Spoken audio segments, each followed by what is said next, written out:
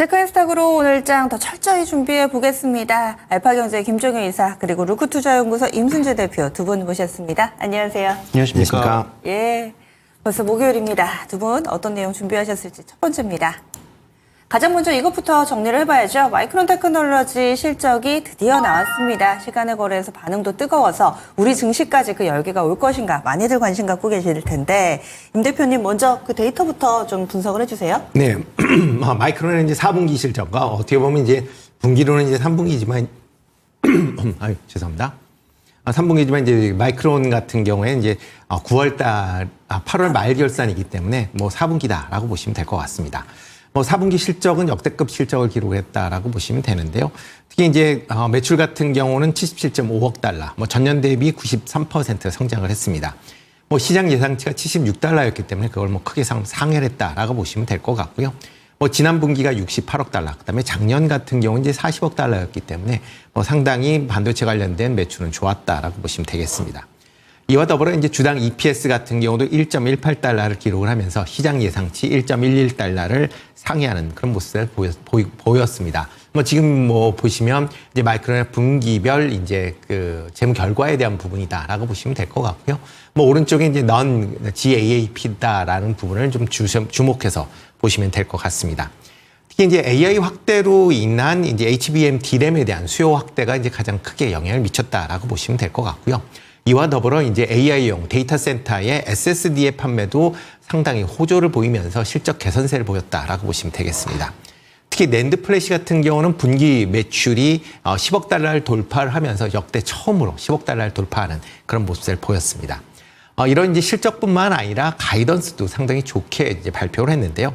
마이크론의 이제 다음 분기 9월서부터 11월까지의 이제 실적 가이던스 같은 경우에는 지금 매출은 85억에서 89억 달러로 지금 예상을 하고 있습니다.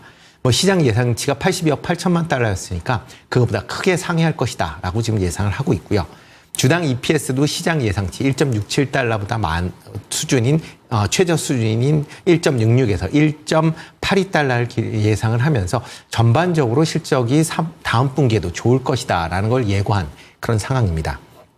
일단 마이크론의 실적 개선으로 호실적으로 인해서 반도체 투자 심리가 상당 부분 좀 개선된 가능성은 충분히 있다라고 좀 생각을 하고 있습니다.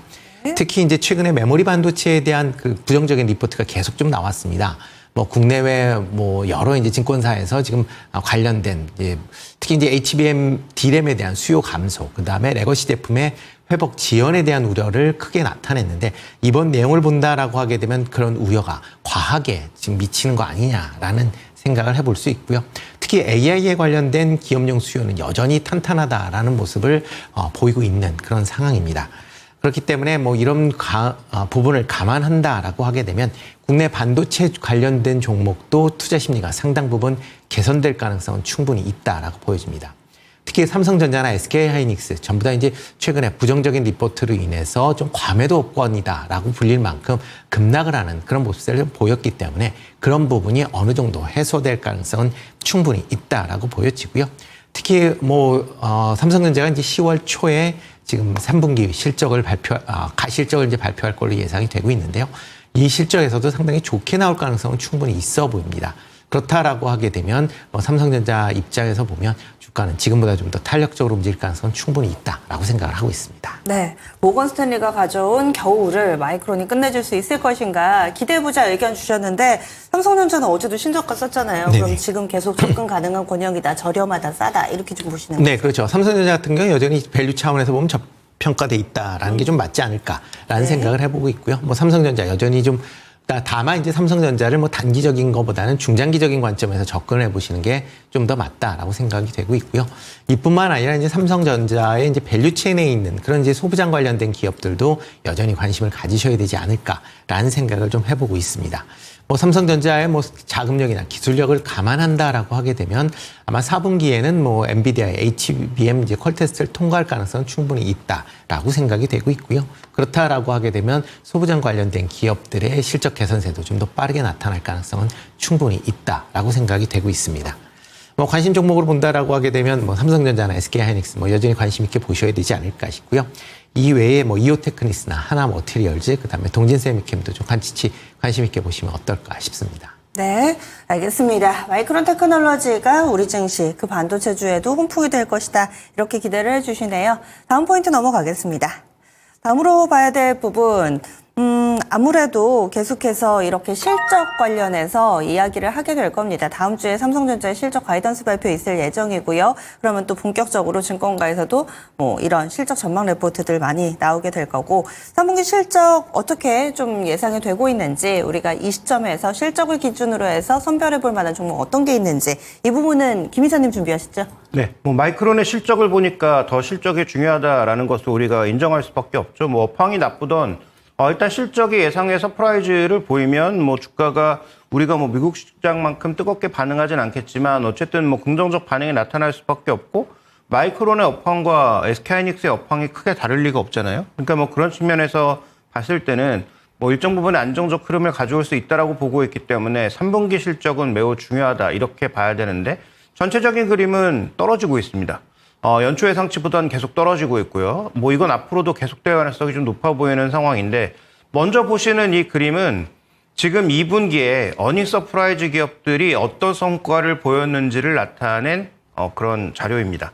그래서 지금 가장 진한 색으로 표시되고 있는 게 어닝 서프라이즈를 예상했던 기업이고요. 그 다음에 그 밑에 있는 회색이 어닝 쇼크를 예상했던 기업이고, 중간에 있는 약한 초록색이 코스피 지수인데 명확하게 드러나고 있죠.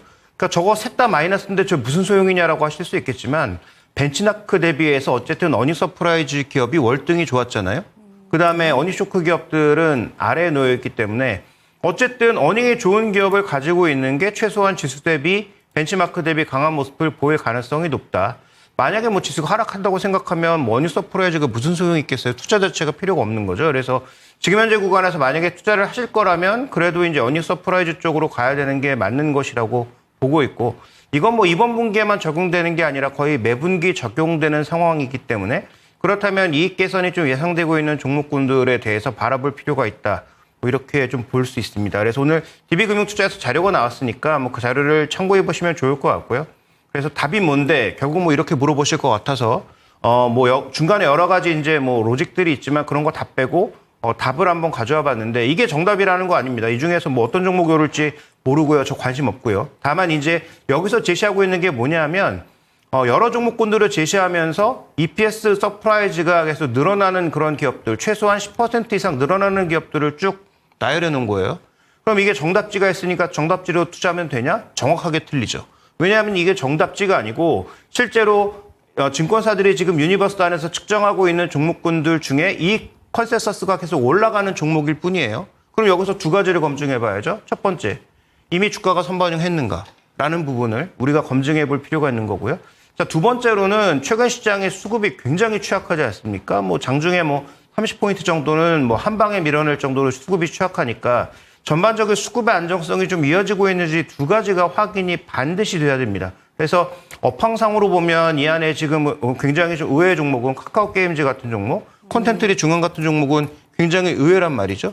그러면 이 의외가 지금까지 주가에 반영되지 않았고 전반적인 수급도 큰 변화가 없다면 한번 우리가 관심을 가지고 지켜볼 필요가 있는 것이고, BNK 금융지주를 포함해서 기존의 흐름이 나쁘지 않았거나 클래시스처럼 성장을 계속 반영해왔던 종목이 어닝 서프라이즈 한 10% 정도 올라왔다고 해서 과연 폭발적으로 오를 것인가에 대해서는 각자의 고민이 필요하겠죠. 그래서 3분기 어닝 서프라이즈를 보면서 제가 말씀드리고 싶은 건 어쨌든 이런 종목군들이 벤치마크보단 강할 수 있다, 첫 번째고요. 자, 두 번째로는 이들 종목 중에서 실제로 이러한 어닝의 개선 자체가 주가에 반영되지 않았다면 이런 종목군들을 단기적인 상황에서는 조금 관심을 둬야 되지 않겠느냐, 이렇게 좀 바라보고 있습니다. 네. 그래서 증권사의 레포트에서 종목군 쭉 나갔는데요. 딱 이 종목을 보자라는 게 아니라 그 투자 아이디어, 어떻게 해서 이 결론이 나왔는지 컨셉을 좀 이해해 보시면 어떨까라는 취지에서 이야기를 드립니다. 3분기 실적 발표를 앞두고서 어닝 서프라이즈가 나올 것으로 예상되는 종목이 시장 대비로는 퍼포먼스가 좋았다라는 부분, 이렇게 의견을 드렸고요. 다음 포인트 넘어가겠습니다. 다음으로는 어제 우리 증시 흔들리는 가운데서도 중국발 모멘텀 받은 종목군들은 비교적 견조했죠. 오랜만이었습니다. 중국의 경기 부양, 이 대표적인 이 여러 가지 카드들이 동시다발적으로 나오면서 시장의 반응이 나타나기 시작했는데요. 특히나 그 가운데서 화장품주 중에서도 그동안은 코스메카 코리아라든지 미국향 종목이 좋았다면 어제는 반대로 중국향 종목군들, 그동안 상대적으로 덜 갔던 종목군들이 관심을 받았습니다. 그런데 기대감 주의라고 달아주셨어요. 임 대표님은 다소 좀 지금 신중하게 봐야 된다라는 입장이신가 봐요. 네, 그렇죠. 이제 화장품 관련된 종목들의 뭐 실적은 상당히 좋을 걸로 예상이 되고 있습니다. 뭐 대표적으로 수출이 잘 되고 있다라는 부분이고요. 일단 먼저 말씀을 드리면 이제 중국 같은 경우 이제 대규모 이제 경기 부양책이 이제 있으면서 뭐 전일 중국 관련주들이 좀 강한 그런 흐름세를 보였습니다. 특히 뭐 중국 지준율을 이제 0.5% 인하를 했고요. 그다음에 장기 유동성을 1조 위안 정도 이제 공급을 했습니다. 또 인민은행장이 얘기하기에는 뭐 올해 시장 유동성을 감안하면 추가적으로 주진율을 뭐 0.25에서 0.5%까지 낮출 수도 있다라고 얘기를 할 만큼 그만큼 이제 경기 부양에 대한 그런 이제 기대감이 상대적으로 커져 있는 그런 상황이고요. 특히 미국의 기준금리 인하와 지금 맞물리면서 이런 이제 지준율 인하가 중국의 경제 회복의 기대감을 좀 더 키웠다라고 보시면 될 것 같습니다. 뭐 어제 같은 경우 그런 이제 취지로 해서 뭐 화장품이나 뭐 석유화학 관련된 종목들이 좀 강세를 보이는 그런 모습을 보였습니다. 특히 이제 화장품 관련된 업체들 중에서도 이제 중국향 매출이 이제 컸었던 그런 이제 종목, 뭐 대표적으로 뭐 아모레퍼시픽이나 LG 생활건강이 상대적으로 강한 그런 모습을 좀 보였는데요. 특히 이제 중국의 내수가 살아난다라고 하게 되면 국내 화장품 판매가 증가할 것이다라는 기대감이 이제 선반영됐다라고 보시면 될 것 같습니다. 그렇지만 이제 이걸 좀 내용을 좀 뜯어봐야 되는데요. 과연 중국의 국내 화장품 업체들이 과연 그 브랜드가 떨어지고 뭐 중국 내수가 떨어져서 중국 판매가 줄었느냐라고 보면 그렇게 아니다라고 보시는 게 더 맞지 않을까 싶습니다. 중국의 이제 중저가 화장품의 퀄리티가 상당히 좀 올라와 있는 그런 상황이고요. 그러다 보니까 한국 브랜드에 대한 경쟁력이 상대적으로 좀 애매모호하게 됐다라고 보시면 될 것 같습니다. 저가 시장에서는 중국 제품이 이제 치고 올라오는 거고요. 고가 시장에서는 유럽의 그런 뭐 명품 브랜드들이 계속 확고한 자리를 유지하고 있는 그런 상황입니다. 그렇다라고 하게 되면 중간에 낀 국내 업체들의 이런 이제 시장은 계속 좀 줄어들 수밖에 없다라고 보시면 될 것 같고요.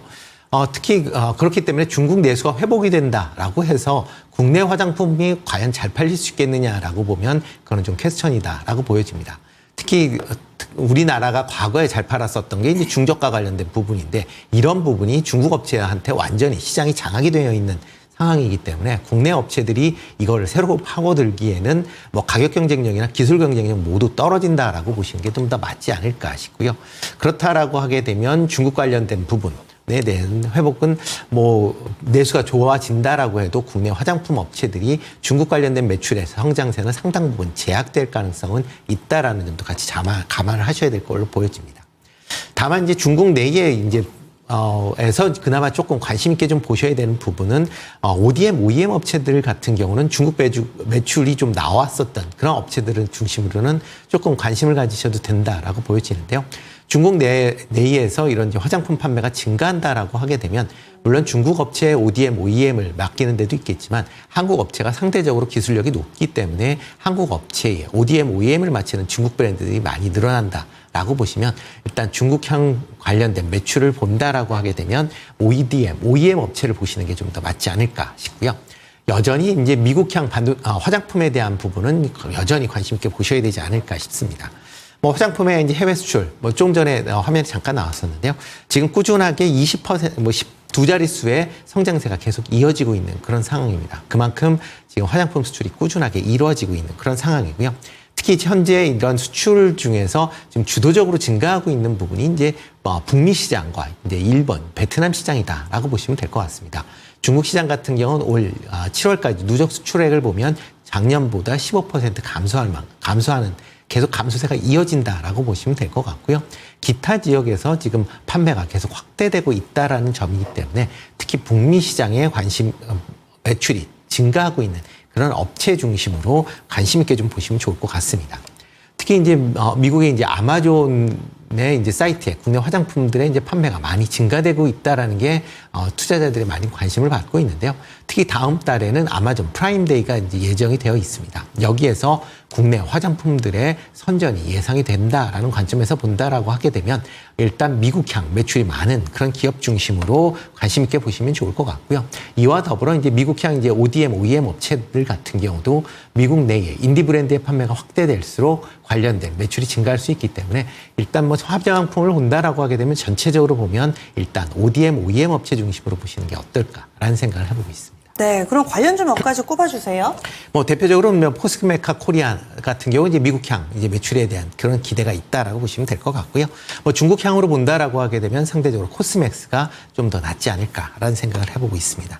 그 외에 이제 실리콘투나 파마리서치 같은 경우도 여전히 관심 있게 보시는 게 어떨까 싶습니다. 네, 그래서 여전히 화장품 다음 이 3분기 실적이 좋을 것이기는 한데 중국이냐 미국이냐 굳이 골라야 된다면 이 미국 향을 여전히 좀 더 무게 중심을 두고 보시는 게 좋다. 그리고 솔루션은 OEM, ODM입니다. 브랜드를 가져가서 실제로 판매하는 쪽보다는 제조를 해주고 이 부분을 납품하는 업체들이 조금 더 안정적이고 메리트 있다라는 측면으로 종목까지 쭉 알아봤습니다. 다음 포인트 넘어가겠습니다.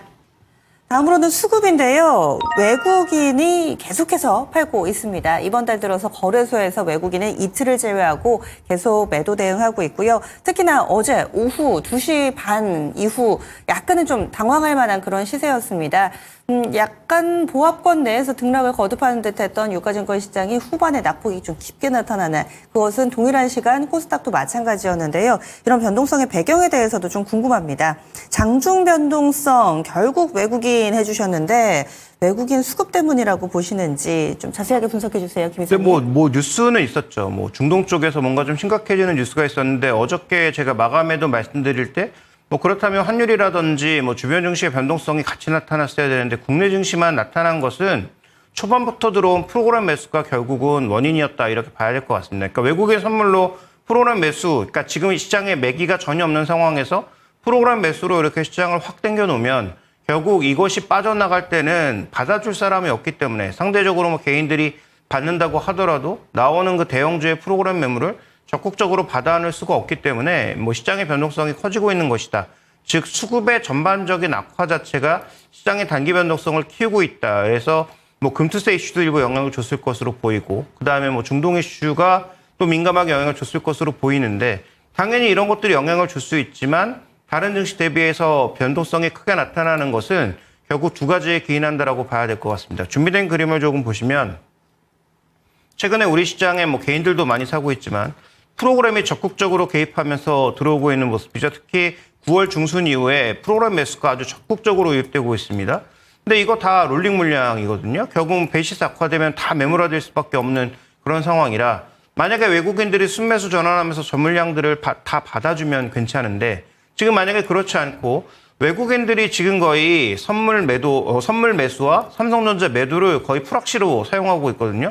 그러니까 양쪽 포지션을 지금 동시다발적으로 가져가면서 뭔가 포지션 운영을 하는 듯한 그런 모습을 보여주고 있어서 외국인이 순매수로 돌지 않으면 베이시스가 악화돼서 저 프로그램 매수 유입분이 매도로 나올 때 저걸 누가 강하게 받아줄 것인가에 대한 그 수급 부담감이 계속 남아있고요. 다음 이제 준비된 그림 보시면 외국인들의 최근 선물 누적 포지션인데 계속 매수가 확대되면 국면입니다. 근데 이 매수 확대가 지수를 상승시키려는 매수 확대가 아니고 프로그램 매수를 계속 촉발시키려는 선물 매수에 불과하다라고 봐야 될 것 같고요. 그러면 저게 매도로 돌아서는 순간 시장의 또 하락 압력으로도 작용할 수 있는 부분이어서 현재 외국인들의 선물 매수는 지수의 상승 요인으로는 전혀 작용하지 않고 있죠. 그래서 벌써 한 2주일 전부터 계속 말씀드리고 있는데 지금 시장의 메인은 다른 거 없습니다. 지수 기준으로 보신다면 외국인들의 삼성전자에 대한 매도가 언제 멈추는지가 가장 중요하다고 말씀을 드렸고 어제 오후에도 만약에 이렇게 오늘 좋아질 수밖에 없는 상황인데 외국인들이 삼성전자 매도를 이어간다? 한국물을 계속 안 사겠다라고 대대적으로 얘기하고 있는 거죠. 그러니까 삼성전자의 주가는 뜰 수 있겠지만 주가가 뜨는 구간에서 또 외국인들의 현물 매물이 이어진다면 외국인들은 그냥 반도체를 판다기보다 한국물에 대한 매도를 적극적으로 하고 있는 것이다. 이렇게 이해를 해야 될 것 같고요. 뭐 그런 관점에서 본다면 지수의 상단은 계속 제약될 수밖에 없다. 이렇게 봐야 될 것 같습니다. 네, 그래서 외국인 수급이 앞으로도 우리 시장에 미치는 영향력 계속해서 점검을 해보겠습니다. 그렇다면은 이 부분을 투자 포인트로 해서 우리가 조금 더 뭐 투자 아이디어로 빌드업 할 만한 그런 전략이 있을까요? 네, 일단 대형주 쪽의 수급이 상대적으로 좀 취약할 수밖에 없는 상황이니까 지금 현재는 수급 개선이 확실하게 좀 나타날 수 있는 그런 모멘텀 종목이라든지 이런 쪽의 종목으로 좀 이동하는 것, 그다음에 투자의 어떤 기간을 조금 짧게 한번 잡아보는 것. 적어도 신규 투자 입장에서 봤을 때는 투자의 기간을 너무 길게 가져가시기보다는 기간을 조금 짧게 당기는 것이 전략적으로는 유리할 것 같고요. 상대적으로 코스닥 시장이 좀 더 유리한 상황이 전개되었는데 오늘은 지금 뭐 하이닉스가 10% 이상 급등하면서 마이크론의 시간의 상승분을 그대로 좀 받아 안을 것으로 예상되고 있는 만큼 만약에 또 이럴 경우에 시장 전체적인 균형이 최근에 코스닥 중소형주 쪽으로 가는 모습에서 다시 옮겨 탈 것인지 또 어저께 급락했었던 소위 이제 CDMO 종목군들이 뭐 뉴스 때문에 확 빠졌었는데 그런 이슈로 인해서 다시 또 이런 종목군들의 반등이 나타날지 그 두 가지가 확인 요소가 될 것으로 보이고 있습니다. 네, 알겠습니다. 이렇게 해서 4가지 체크포인트 알아봤습니다. 체크인스탁이었습니다.